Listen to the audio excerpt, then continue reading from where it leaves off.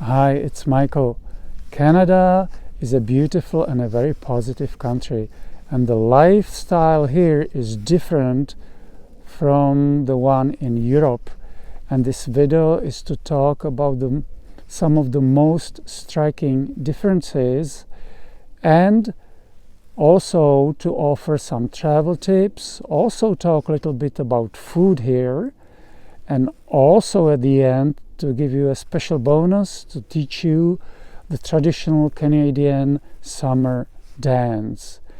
And I will not be talking about legal stuff, about financial stuff. That's not the point of this video. Just to quickly mention about financial stuff, is Canada expensive to live in and to travel? Yes, of course it is. It's as any other Western country. And as a background, I was born and grew up in Central Europe, was there for a little over 20 years, and now well over 30 years I've been living in Canada, first in Manitoba, and for about 30 years now in the province of Ontario. I've traveled extensively throughout Ontario, and I went to the West Coast twice and to the East Coast once.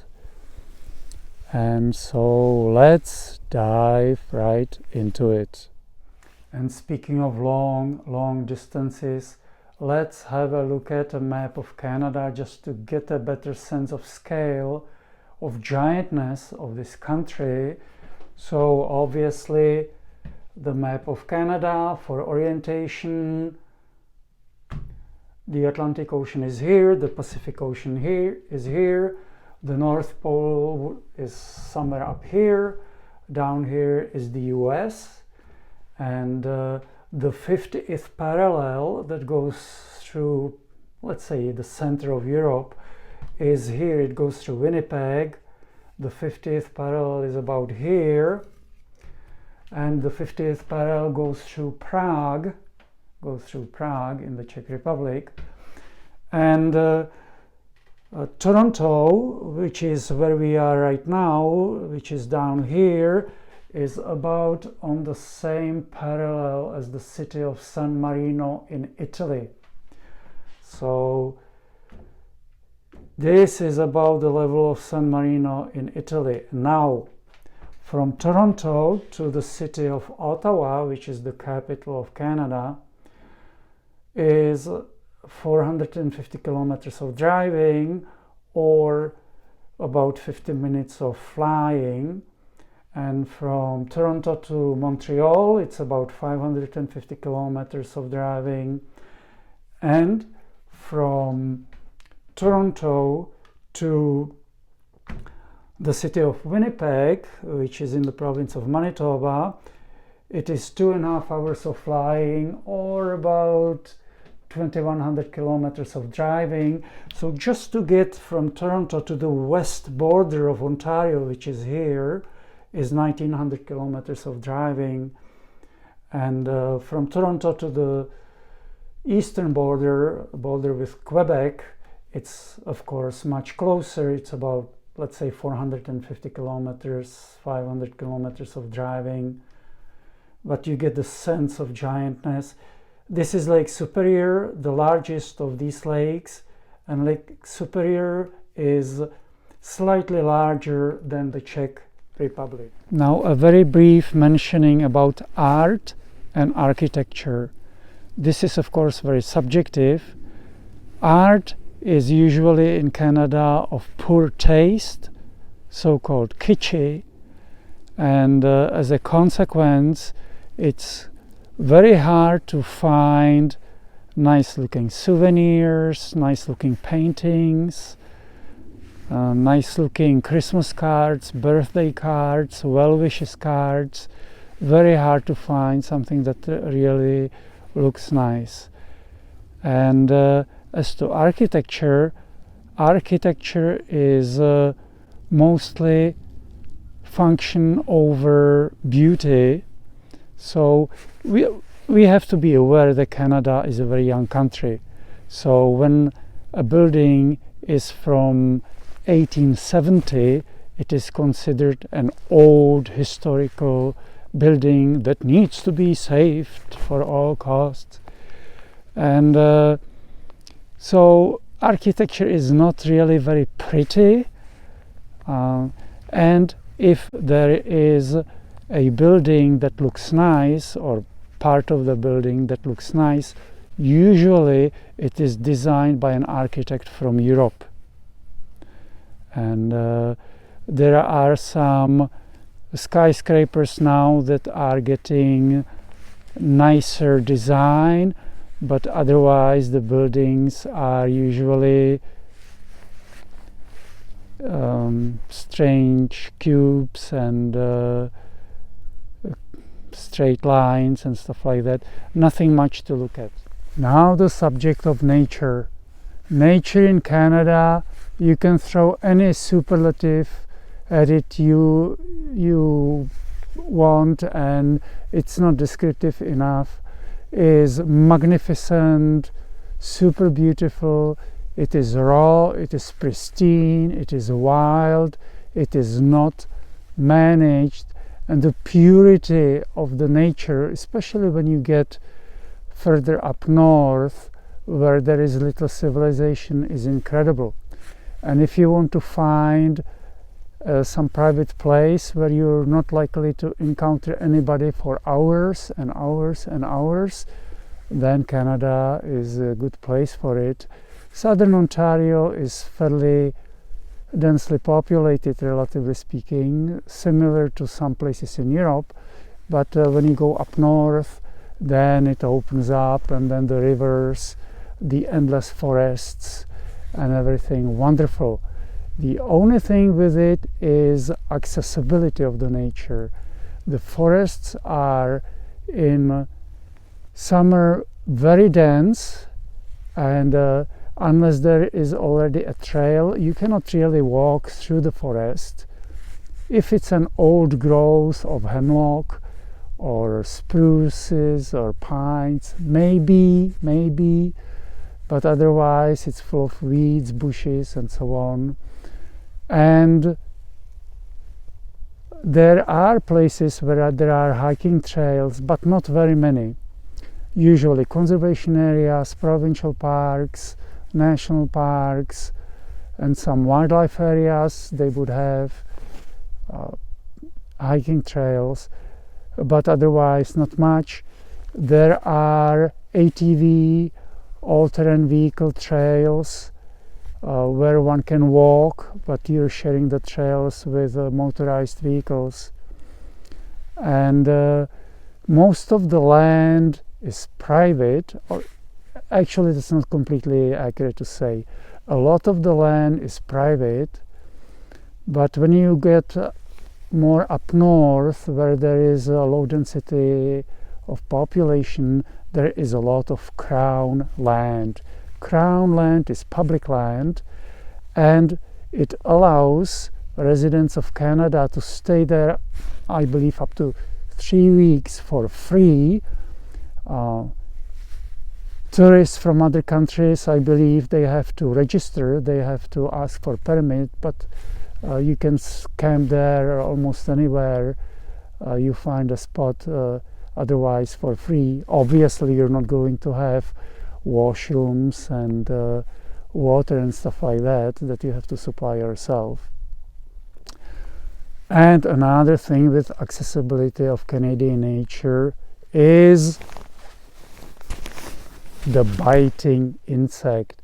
And let me tell you about biting insect. You haven't seen anything yet unless you experience summer in northern Ontario. For example, it depends how well it rains. If it's drought, then it's not bad. But if it rains well, mosquitoes, clouds of mosquitoes, not just one or two, clouds of mosquitoes, check. Biting flies like horse flies, deer flies, check. Ticks that crawl up on your skin and then use power tools to bury into your skin and suck your blood, check. And Ontario and some other parts of Canada and the US have an extra special thing in stores: black flies. They are small black flies that bite, and the wonderful thing with them is you cannot feel when they bite, but you find out that all of a sudden you may be bleeding or you're getting crazy itchy, and you don't know what from, and you look in the mirror and you have all these bites. That's from the black flies. And even with stuff like this, they like to crawl along on the clothes, and they can get even under this stuff and bite. And they can drive animals crazy if there are a lot of them, and there can be. And the black flies usually start when the snow melts, when it gets warm enough above zero, which usually is the second week of May. Most of them are killed off by high heat, which happens around July, but they still persist up to September. Mosquitoes usually start again in May. They go all the way to usually September, and so the best time to visit nature, fairly narrow window, is either before the second week of May or the second week of September and after that. Of course in winter, but in winter the temperature gets extremely cold, which again limits access to nature, plus there can be a lot of snow. So there are some challenges to encounter. And of course wild animals: wolves, bears, moose, deer, elk, coyote, and some small critters. That's all everywhere. And there, if you go camping, you need to be aware there are small critters like chipmunks, squirrels, and raccoons that can be very bold, and they can come to your campsite. Don't leave any food or anything that smells like food in your tent or out in the open in your campsite. That even goes for toothpastes and even possibly for soaps. Pack it all up and either hang it up in a tree or leave it hidden in a car or a camper. Don't leave it out, because these critters can even get through your tent. They are very bold. And it is said about chipmunks that if you're not looking, they can untie your shoelaces, they can tie them to the picnic table so you cannot move, and then they go ransacking your food supplies.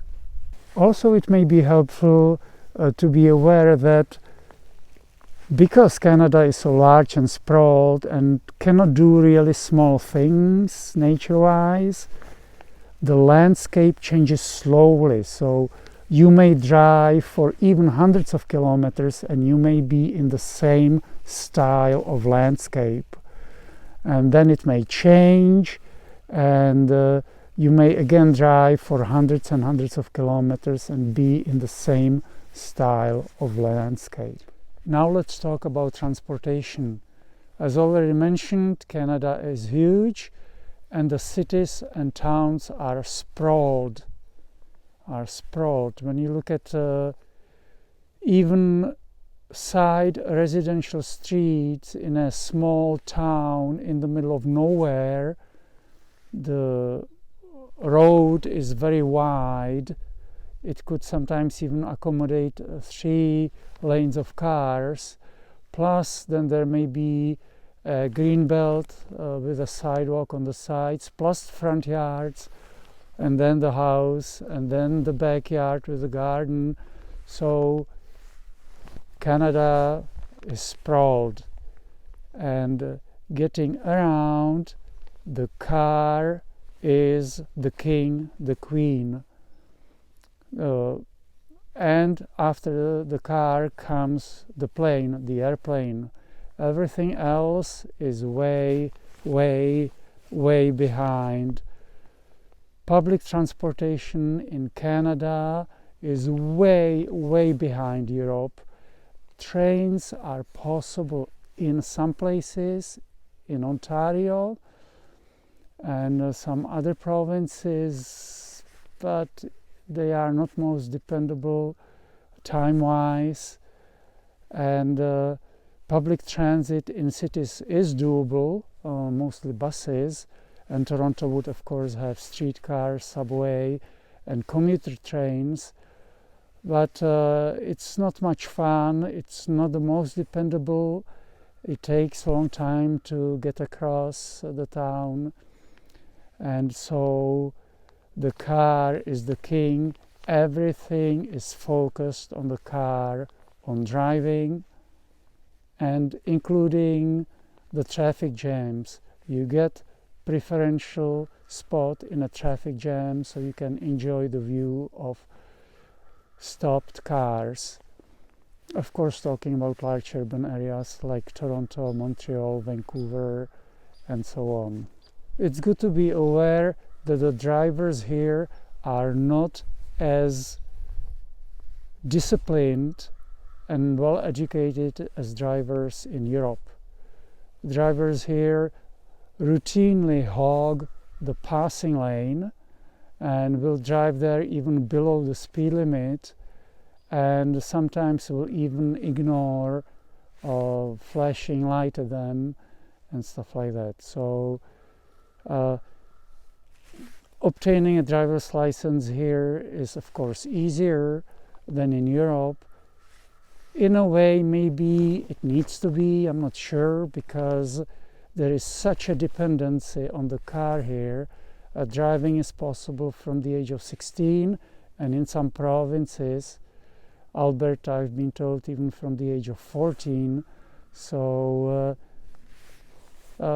be careful when you drive. A quick mentioning about the cost of gasoline or petrol. Gasoline is cheaper here than in Europe. At the same time, cars here have bigger engines with more horsepower, so they drink more, and the distances here are much larger. So it is debatable whether actually there is any savings here versus Europe in petrol, gasoline prices. Let's talk about food. Europe takes care of their food supply much better than North America.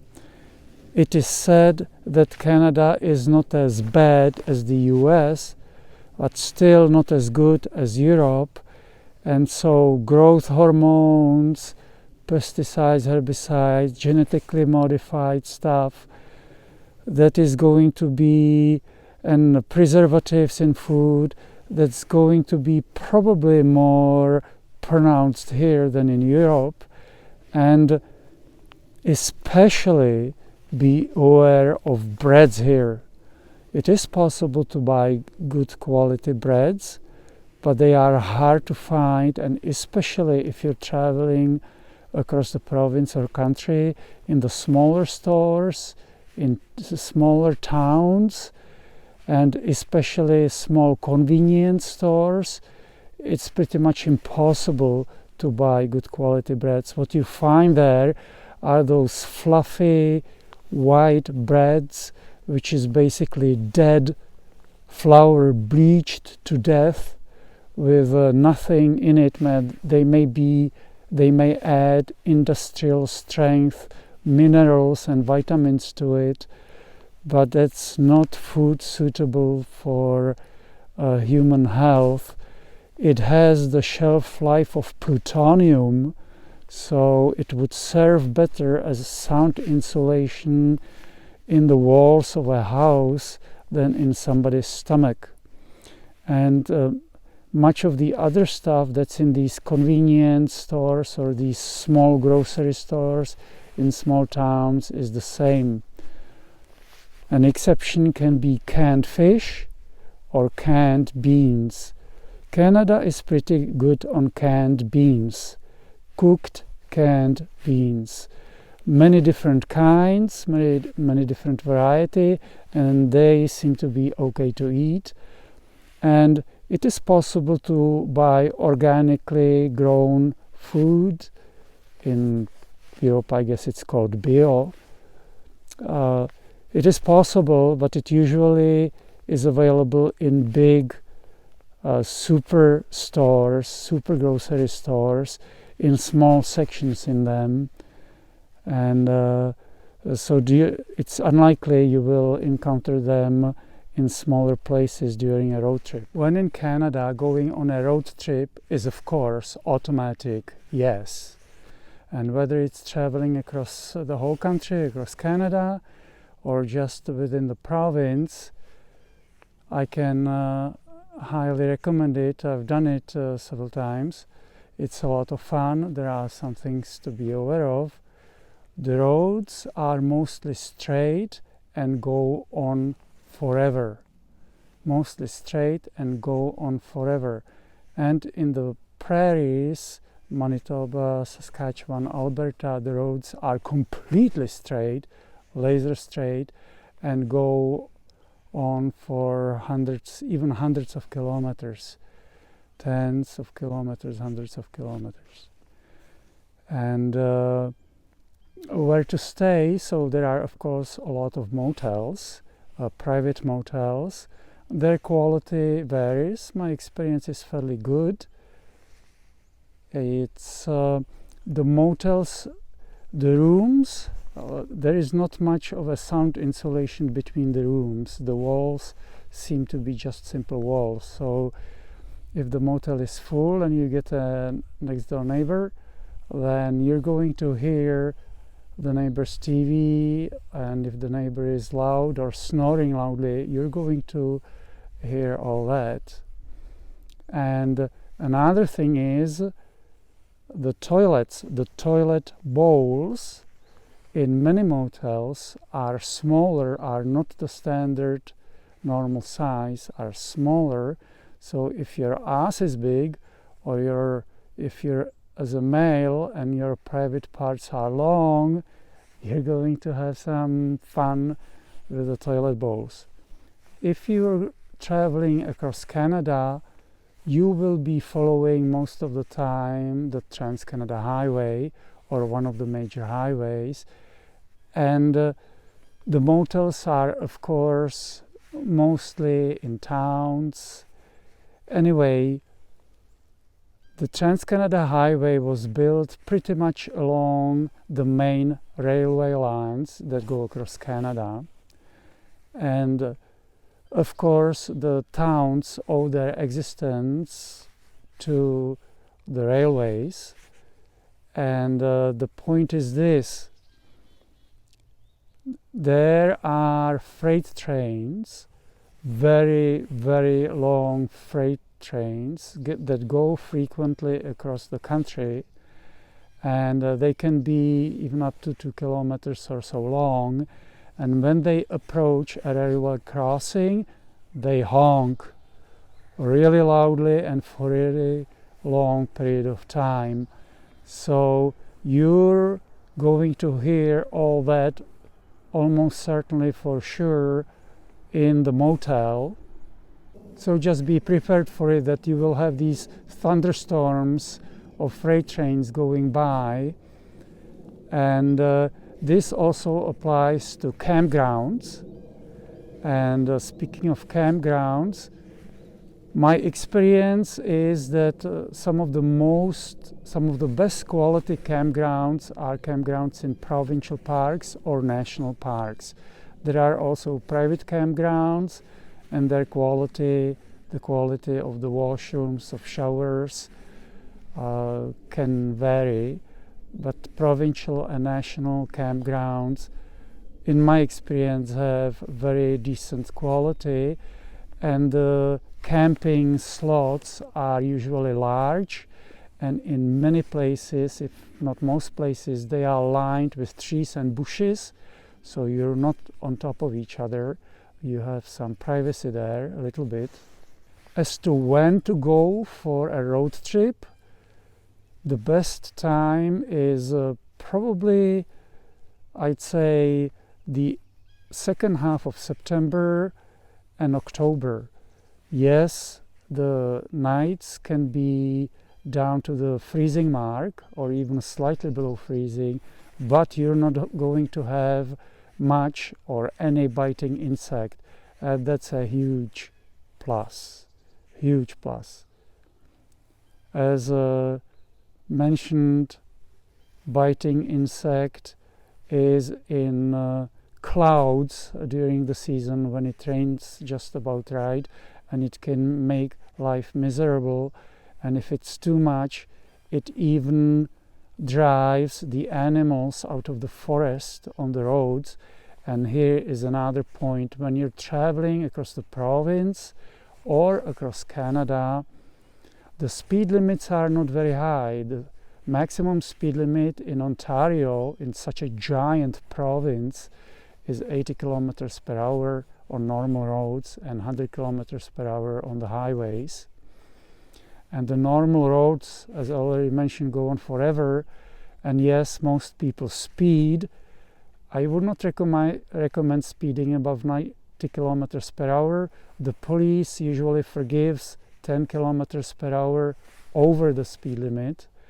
But it's not about the police, it's about the wild animals. They can bolt onto the road, deer, moose, and other animals, wild turkeys, at pretty much any time. Of course, mornings and evenings are perhaps most likely, but still, I don't recommend speeding. Obviously, encountering such animals with your car is not going to fare well for the car for you. Also, it's possible to rent RVs for traveling, which can be really, really nice. Just be aware that they are big gas guzzlers. If you don't mind it, that's fine. And actually, it can be said that many campgrounds don't accommodate tents that well these days. They don't accommodate tents that well, in the sense that it may be hard to put the pegs in the ground. The ground can be hard, or it can be even gravel or sand in many places. So nowadays, many campgrounds are more for RVs or campers and stuff like that. Tents can be still pitched. It's just not the most common way of traveling these days. The next subject is talking to people. When addressing people here in Canada, it's mostly on the first name basis, even very strangers, even bosses. Not always, but most of the time it is on the first name basis. John, Jane, Charles, and so on. Some languages, I don't know very many languages, just in Europe, German, Czech, French. When you talk to strangers, you're supposed to use a different form of addressing than when you're talking to somebody whom you're familiar with. So here in Canada, it is most of the time on the first name basis. So if you're not sure, first name basis is safe to use, it's okay. Let's talk about the weather now. Canada cannot do little things very well, and it's fairly flat, except for the Rockies, of course. So the winds can be quite strong here, and most of the time it is windy, and the weather systems tend to be large, covering large areas. And winters, yeah, let's talk about winters. Snow, lots of snow, check. Cold temperatures, check. Very, very cold temperatures, check too. And in the beginning of winters, when the really cold temperatures hit, you can hear these loud banging sounds coming especially from northern Ontario and the prairie provinces, Manitoba, Saskatchewan, Alberta, and that's the butts of people slamming shut when the cold temperatures hit. And so if you plan to be here in winter, bundle up, layer up, and have some windbreaker pants and jacket and a very good hat, and cover the eyes, even goggles, to prevent the cold icy wind getting at your eyes. And now to close this video is I will teach you, as promised, the traditional Canadian summer dance. Okay, ready?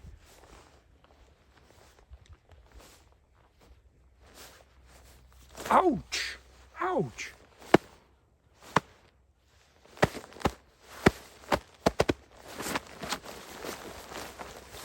Oh, gee! And that was the traditional Canadian summer dance. Thanks for watching this video. If there are any questions or comments, they can be left below the video. Wishing you joyful life, Michael out.